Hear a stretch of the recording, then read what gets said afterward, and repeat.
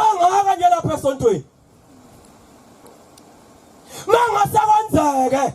ngoba amaNazaretha engaka uzuphanduke na ugxotshwe kodwa usantshontsha inkomo zabantu uthi laba abantu abalapha bathini zintshontshelwana inkomo zabantu amaNazaretha